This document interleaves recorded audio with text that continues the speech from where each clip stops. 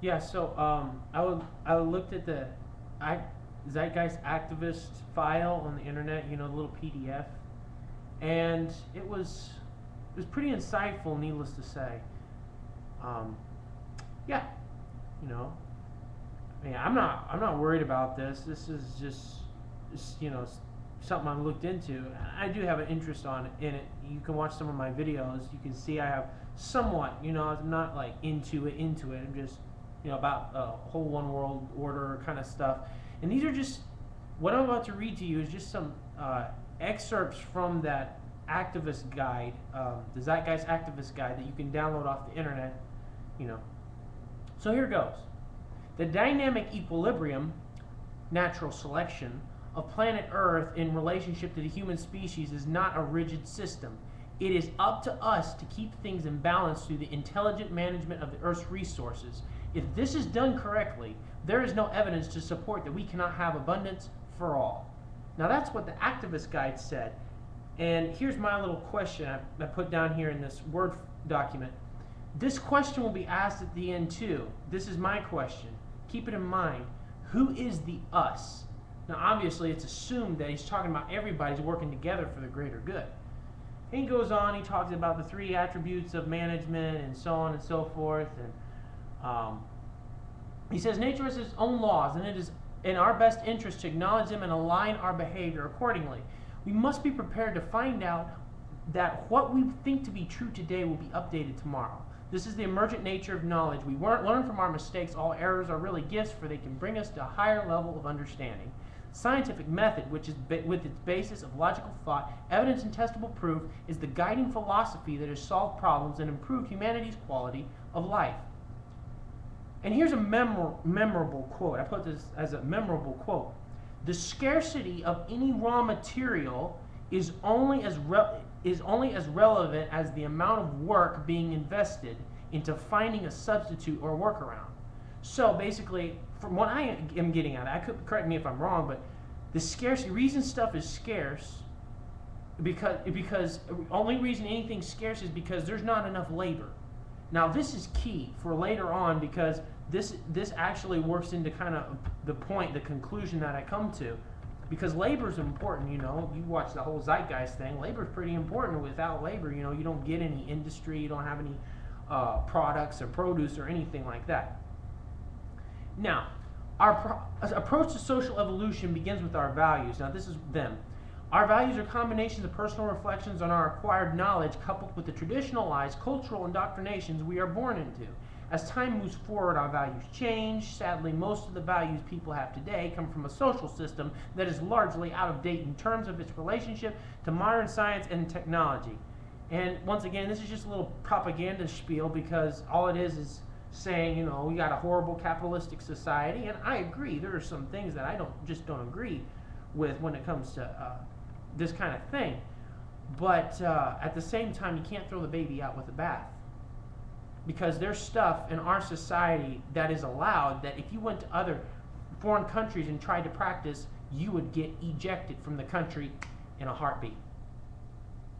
Now, the process of accomplishment consists of knowing what we want, the goals, thinking about the material in the most effective and hence scientific way, method, and using our most effective technological instruments to make their goal become a reality, the tools.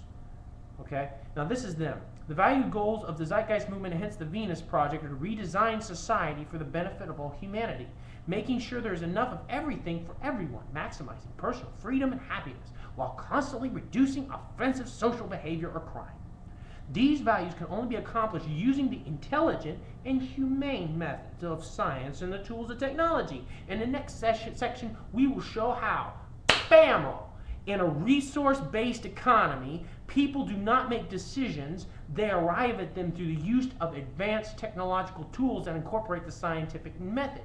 One very important key thing that it said, that I didn't write out here in this Word document, is that they said that people no longer make decisions for themselves anymore. They get their decisions from this machine that tells them what to do. You don't think for yourself anymore, you let a machine think for you, and you do what the process of the machine tell you to do. That's pretty dangerous if you ask me. I mean, everybody's different, people have different opinions, but I don't know about you, I don't want to be controlled by a machine. Um, Case in point, Beneath the Steel Sky. It's a old video game. Check it out. You know, it has this principle of one world government and stuff. It's really interesting. Just check it out sometime. What specific tools, and this is me saying, what specific tools would the new economy consist of? What would they have? You know, what would they use in this new economy? Well, this is key. The structural basis for this government system is idealized as follows. A central database containing catalogs of every known material and technological understanding for problem solving and invention. Number 2, an Earth-wide astronomic nervous system with environmental sensors in all relevant areas of the planet, generating industrial electronic feedback regarding resources, operations, and other environmental issues. What environmental issues? To me, that looks like spying. You thought wiretapping was bad. This is going to zoom 10 feet within your living room and be able to monitor it. You know, you see what I'm saying? This is a big privacy thing. I mean, if you want video cameras panning in on your living room and looking at you, let's say you're getting dressed and you got this camera that zooms in on you, come on. I don't want that. I don't want to be monitored by somebody else. You know, I'd like to have something called privacy. I mean, if it's not a big deal to you, that's fine. But I'm just saying, it's... Number 3, interdisciplinary teams of technicians oversee the system and orient research projects to continue growth, efficiency, and social evolution. Affects the environment, your community where you live. Just this little team of technicians. Now these are humans. We're not talking about computers here. We're talking about humans. No more than 5% of the world's population would likely be needed to run the show, and that's a direct quote from the activist manual. The slogan of the new economy, this is my thing, the slogan of the new economy would be, our problems in life are technical and nothing more. In conclusion, these interdisciplinary teams will be selected and organized by the central database program based on what they have already contributed to this system.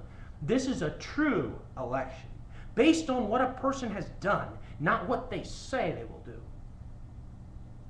And then I write this. That's only 5%. Only 5% of the Earth's population. What about the other 95%? What are they going to be doing?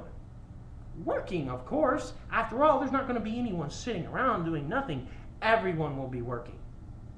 Therefore, who will the 95% be working for? You see my point? We aren't all going to be allowed to operate the computers. Only the 5% chosen by the computer will be. Therefore, that can only mean one thing. The rest of us will be slaves to the 5%. Unlimited power is apt to corrupt the minds of those who possess it. William Pitt. And finally, George Santayana said this: those who cannot learn from history are doomed to repeat it. Those who fail to learn from the mistakes of their predecessors are destined to repeat them. And so, you know, I want you to consider this, because this is serious. You're talking about, oh, well, we're going to have computers and everything. We're going to have one nice, lovey-dovey, wonderful society where everything's going to be controlled by one giant computer. But no mention of those 5% of technicians now. You know, they kind of sweep that under the rug. They don't really talk about them. Their more emphasis is on, well, everything's going to be run by computers. There's going to be no such thing as humans running computers anymore. Oh, yeah, there will. I just read it. In the activist guide, read it for yourself. 5% of the world's population is what they're estimating anyway, that's going to run these computers. What about the rest of us? Slaves, friend. Slaves. Mindless slaves. Told to given orders by computers and humans. I mean, if you want that kind of a life, that's fine. But let me tell you something. Do you think it's right? Well, assuming there's some sort of standard of right and wrong, of course, unless everything's relative and it doesn't really matter what you believe. You're entitled to your opinion, that's a given, but you might want to think about this. Because this is pretty serious, because I believe it's going to become a reality.